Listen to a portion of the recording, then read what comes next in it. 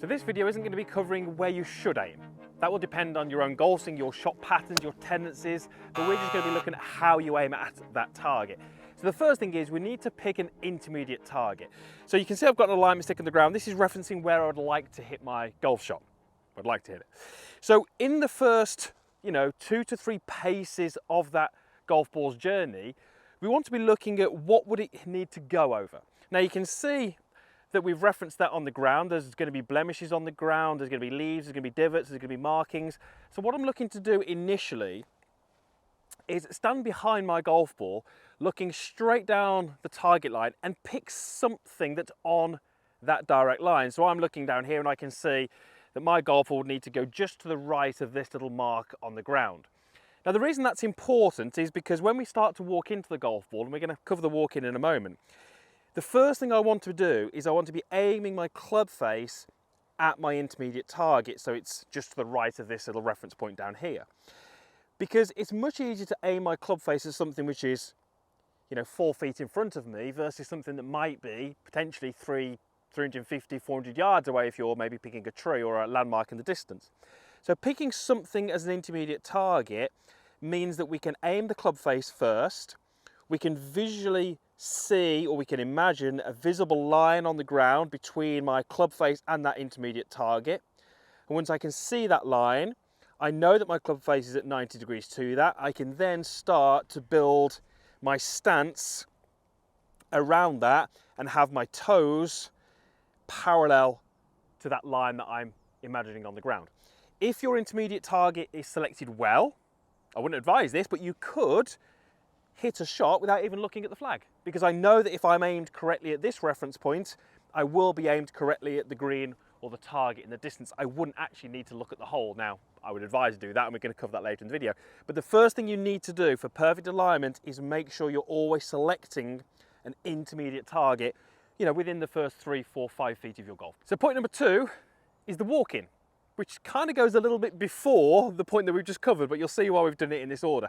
How you walk into the golf ball is incredibly important. And when you look at the best golfers, maybe at your club or certainly on TV, we see the same sort of things happening. What you're not going to do with a great golfer is see them walking in from the side. What happens is when we walk in from the side, we can often walk in and we can get our body closed to the target line, which means that already my shoulders or my feet or my knees are aimed out to the right. And I see this all too often. Golfers walking from the side, they're closed before they even start to put the club in. What you'll see great golfers do is always walk in with the body open, and then we go through our club face intermediate target, which is why we've done it in this order. So this would be what I'll be looking for. You stand here and pick your intermediate target, but notice my body angle relative to that target line when I walk in. If I was to pause here, notice how open my body is. My toes are open, my knees, my hips, my shoulders. Then the golf club goes in, and then we can see the target much clearer from this open position. And I'm then able to move my body and match it to the intermediate target. So body's open, it then starts to fall into place. My body was never close to that target line. Now, if we look at alignment, across the golfers around the world, my hunch would be we'd see more of them being closed than open. There's a reason for that. Often it's because of how they walk in. So let me show you that one again, and I'm actually going to hit this shot now. So we're going to start from here. We're going to walk in open, body's open, shoulders are open, club gets aligned to my target, then I build my stance around that, and then we're good to go.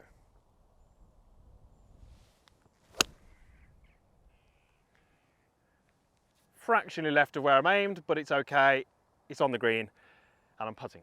So point number 3 is all about how we actually check where we're aiming.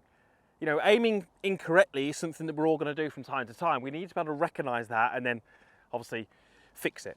So how we look at the target is really, really important. So let me take an address to this golf ball. I'm going to set up poorly. I'm going to aim, as you can see, sort of out to the right of my target, and you can clearly see that I'm not matched with the alignment aid on the ground. So if this was me taking my setup, I've maybe missed out those first few steps that we've covered.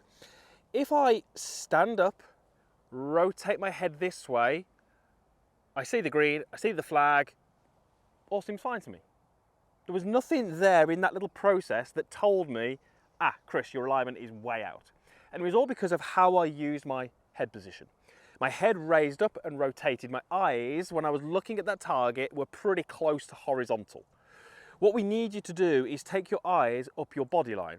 So if I was to do this again, aiming myself clearly out to the right-hand side, if one of my first looks is a rotation of the head, a swivel of the head, my eyes will go more up my body line. So when I do that, what do I see?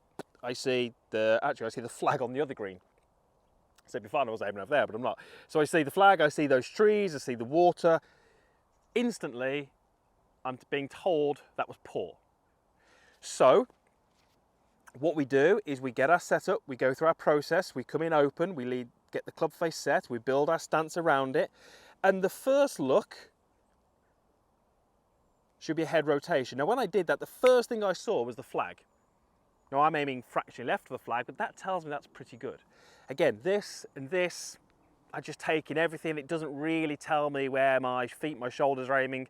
I don't get any perspective. So we go intermediate target with the club, build the stance. First look is a rotation, I'm happy. After that, if I then want to raise my eyes and go horizontal, that's absolutely fine. But one of your looks has to be a swivel of the head, because that's the only real way that you're going to be told, or you're going to get some awareness of where you're actually aiming on that particular shot. And point number 4 is all about just good practices, things that you need to make sure that you're doing to help with your alignment. Number 1 is shuffling.